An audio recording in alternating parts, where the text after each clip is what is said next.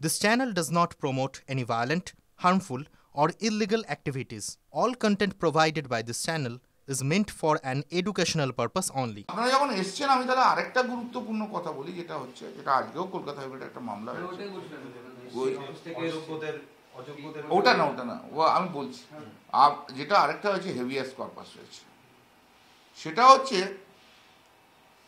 উড়িষ্যা থেকে রিকুইশন করে পুলিশ নিয়ে এসছে, পশ্চিমবাংলা থেকে তুলে নিয়ে চলে যাচ্ছে বাঙালিকে।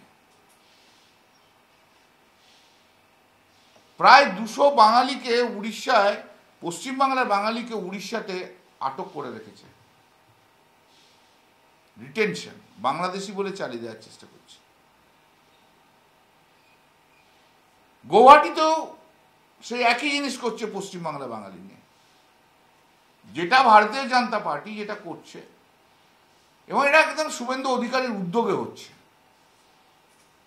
আমি একদম বলে দিচ্ছি, শুভেন্দু অধিকারীর উদ্যোগে এই জিনিসটা হচ্ছে, যে নিজের রাজ্যের লোককে এখানে তো কিছু করতে পারবে না, তাই পাশাপাশি দুটো রাজ্য যেখানে বিজেপি সরকার ক্ষমতায় আছে, একটা যে পাশে উড়িষ্যা আর একটা হচ্ছে ওপাশে আসাম, ওই রাজ্য সরকারকে দিয়ে কাজে লাগিয়ে এইখান থেকে বাঙালিদের, পশ্চিমবাংলার বাঙালিদের তুলে নিয়ে যাওয়া হচ্ছে।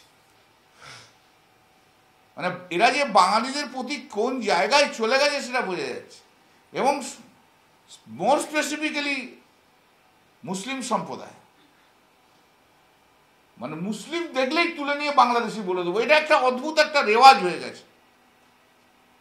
মানে ওরা করবে এটা এখন ইলেকশন আগে, ইচ্ছে ওদের তো কিছু করার নেই, পশ্চিমবাংলায় তো কিছু নেই, আর কি করবে? মানুষকে প্রতিদিন বিরক্ত করা, মানুষকে প্রতিদিন হ্যারাস করা, ধর্মের ভিত্তিতে, জাতের ভিত্তিতে, এসবই তো চলছে পশ্চিমবাংলায়। এটা আমরা প্রতিদিন ফেস করছি। এবং আজকে কলকাতা একটা হাইকোর্ট একটা হেভিয়াস কর্পাস পিটিশনে ইন্টারফেয়ার করেছে ডিভিশন বেঞ্চ, মাননীয় বিচারপতি তপব্রত চক্রবর্তী ডিভিশন বেঞ্চ।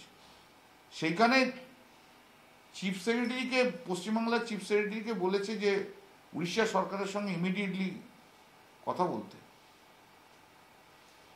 এবং আমিও অ্যাপিয়ার করে বলেছি, হ্যাঁ, এটা একটা পশ্চিমবাংলার বাঙালিদের ক্ষেত্রে এটা হচ্ছে খুব উদ্বেগজনক ঘটনা। এবং এই মামলা আবার সোমবার দিনকে বোধহয় মামলাটা হিয়ারিং হবে।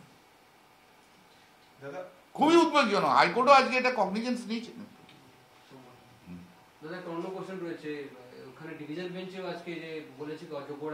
হ্যাঁ বলেছে, আমি তো ছিলাম, এটাই তো করে এলাম, আমি তো বলছি না। ওই যেটা বলেছিল যে টেন্টেড ক্যান্ডিডেটরা পার্টিসিপেট করতে পারবে না, যেটা সিঙ্গেল বেঞ্চ বলেছিল, সেটাই ডিভিশন বেঞ্চ অ্যাফার্ম করেছে। দেখো, যুক্তিগুলো করেছি, গ্রহণ করেনি কোর্ট, গ্রহণ করেনি, যেটা কোর্টের কথা তো মানতে হবে আমাকে, আমি তার সমালোচনা করতে পারি না। এখনো পর্যন্ত তাই দাঁড়াচ্ছে, যদি না অন্য কিছু অর্ডার হয়। হ্যাঁ হ্যাঁ, আইডেন্টিফাইড হয়েছে। 180 জন মাত্র অ্যাপ্লিকেশন করেছে গতকাল পর্যন্ত, অযোগ্য আর কি, যাদের ক্লেমড আনটেন্টেড, যাদেরকে বলেছিল অযোগ্য, আইডেন্টিফাইড। হ্যাঁ, 180 জন মাত্র অ্যাপ্লিকেশন করেছিল গতকাল। প্রায় 2,20,25,000 অ্যাপ্লিকেশন এসছে, তার মধ্যে 180 জন।